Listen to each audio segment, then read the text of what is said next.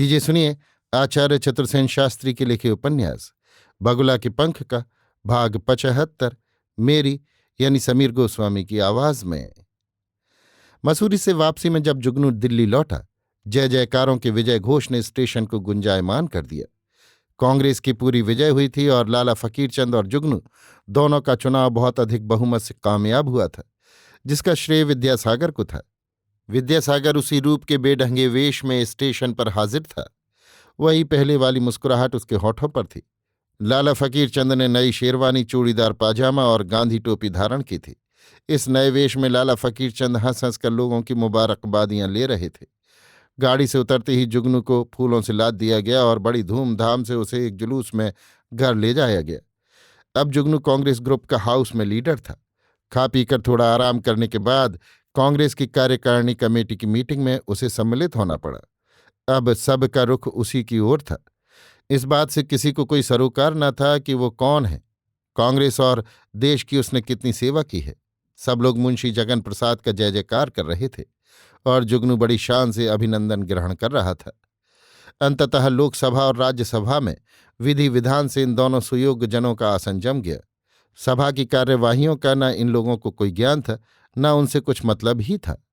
बोलने की अभी नौबत ही नहीं आई थी। बस गद्देदार कुर्सी पर जाकर ऊँघना, कांग्रेस के साथ राय देना और भक्त बनना, कौंसिल भवन में मटर गश्त लगाना उनका काम था। गप्पे लड़ाने में दोनों फॉरवर्ड थे, पर लाला बुलाकीदास अब मंत्रियों से अपनी साठ गांठ जोड़ रहे थे। आए दिन उन्हें दावतें दे रहे थे। अब बड़े बड़े परमिट उन्हें मिलते जा रहे थे और छोटे आदमियों से वे बात नहीं कर रहे थे। लाखों पर हाथ साफ करना उनका धंधा था। चांदी की बड़ी सी डिबिया में बढ़िया बनारसी पान भरे वे हाउस में इसी ताक में रहते थे कि कोई मिनिस्टर उधर से गुजरे तो वे पान पेश करने का सौभाग्य प्राप्त करें। किसी भी मंत्री के उधर आने पर वे पान की डिबिया हाथ में लिए दौड़ते, पेश करते, बड़ी दीनता से कहते, ये सेवक तो आपका पान बरदार है, कृपा कर एक जोड़ा पान का बीड़ा स्वीकार कीजिए। और मंत्री द्वारा स्वीकार किए जाने पर वे कृतकृत्य हो जाते थे। लाला लोगों में अब उनकी शान बढ़ गई थी। बातचीत अब वे जरा ढंग से करते थे। अब उन्हें एक ऐसे सेक्रेटरी की अत्यंत आवश्यकता थी जो अंग्रेजी जानता हो, अंग्रेजी में खत लिख सकता हो और विदेशी मुलाकातियों से बातचीत के समय दुभाषिए का काम कर सकता हो।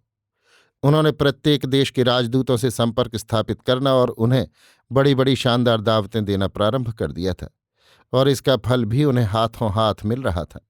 बड़े बड़े विदेशी व्यापारिक समझौते होते जा रहे थे और वे लाखों से करोड़ों में पहुंचते ही जा रहे थे। उनकी अपेक्षा जुगनू का स्थान ऊंचा, परंतु सीमा कम थी।